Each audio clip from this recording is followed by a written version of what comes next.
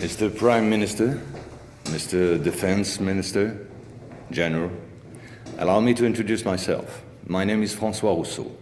I'm in charge of an informal research group, which does not appear in your organization charts. Our president, to whom I personally and exclusively refer, thought it useful, if not necessary, that I clarify for you a certain number of issues.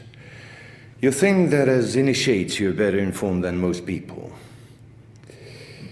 Allow me to doubt it. At this very moment, things are taking place. They are somehow serious enough for the informations and documents that I kept for you be revealed to you now. In a word, a manipulative operation unparalleled to this day on a planetary scale is being implemented and will be the final subject of my talk. As regards our era, everything in reality started just before World War II. Hitler had broken certain taboos, such as taking recourse to occultism and secret societies. The Ahnenerbe, a Nazi organization assigned with, among other things, archaeological and anthropological research, found this during an expedition to Afghanistan. This flying object is called Vimana, or Astra, by the Hindus. Moreover, during exploration of the subsoil by the Russians and Chinese in 1927, traces of a very ancient nuclear explosion were detected. Certain sedimentary layers had been atomically vitrified 50,000 years ago. The very same phenomenon can be observed around today's nuclear test sites. One must understand that Hitler, thanks to these discoveries, which he took highly seriously, was going to open a Pandora's box which no government, whether friend or enemy, wished to close afterward. Behind tragic history, which we all know, lies a theory based on the existence of full moons, associated with the four geological cycle. According to Hans Oerbiger, founder of the world ice theory, the Earth had undergone 4 semi-global extinctions of life due to the fall of one of these moons. Effectively, as one goes along, the satellite moved closer, gravity changed and triggered some deep mutation of the genetic standard, thereby creating a race of highly intelligent giants measuring approximately between 10 to 13 feet tall. Several tens of thousands years later, the moon crashed, the impact causing a serious rise in sea levels and a nuclear-like global winter. This race of giants was to disappear due to a terrestrial gravity which had grown too powerful and incapacitating for their unusual size. Hitler was initiated to these doctrines, and contacts with Tibet in particular were frequent. The Nazis sought contact with the survivors of ancient civilizations, holders of ancient technologies like the previously described Vimanas. One of these civilizations spread out over the entire planet more than 600 pyramids made of stone, earth, and even iron. These pyramids are almost all pointed in the same direction, all have the same proportion as number pi, and all situated in magnetotelluric nodes. The oldest are in Asia. 2 of them are submerged, one south of Japan at Okinawa, another south of Cuba. These 2 were built about 12,000 years ago. I began by this more archaeological reminder for this reason. Our civilization is the 4th of the cycle which I described previously. Yes, I know that might well hurt our pride. We're neither the first nor the last. One must understand that the study and understanding of several recovered prototypes were the absolute priority to ensure Nazis' domination over the skies. The Allies, in parallel, focused on mastering atom and creating the first nuclear bombs.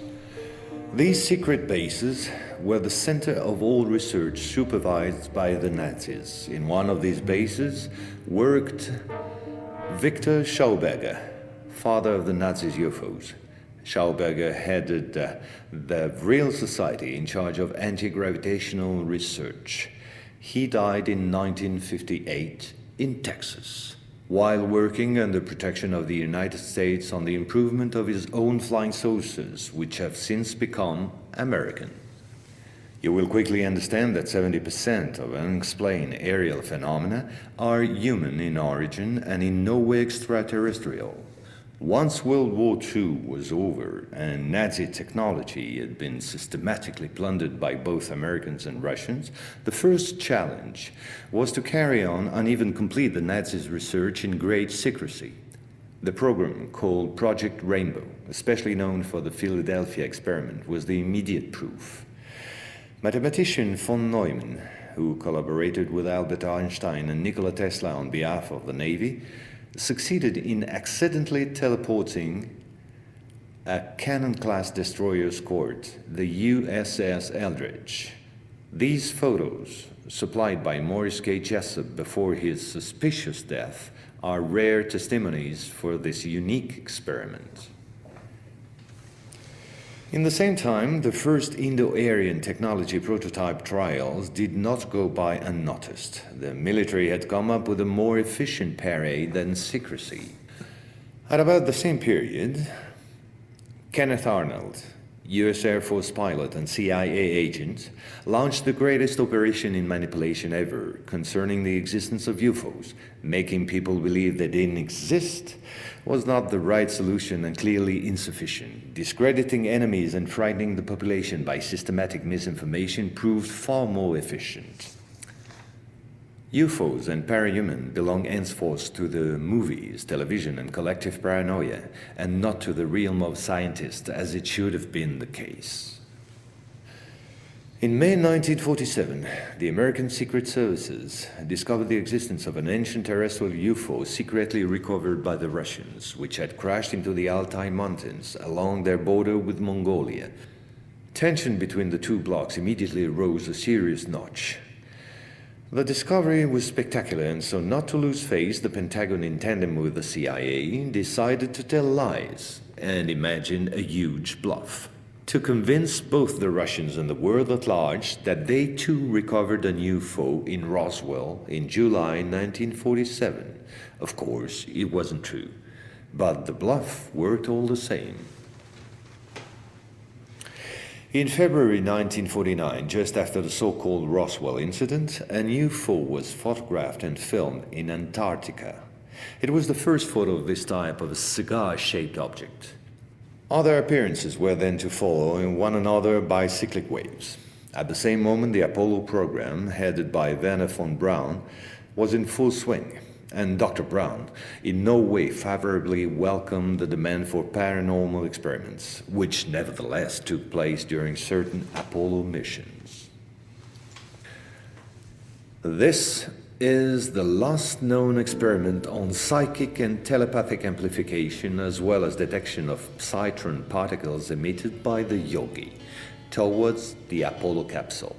But these tests were all eclipsed by the systematic appearance of unidentified objects around orbital flights and the discovery of traces of civilization on the moon.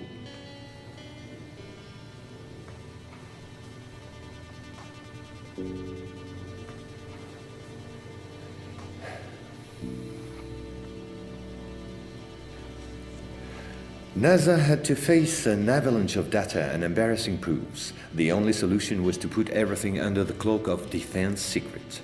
In 1971, the Jason Directive set up a special retouching service whose purpose was to erase all signs of civilizations or ruins on the moon, especially in those photos intended for the general public and the press.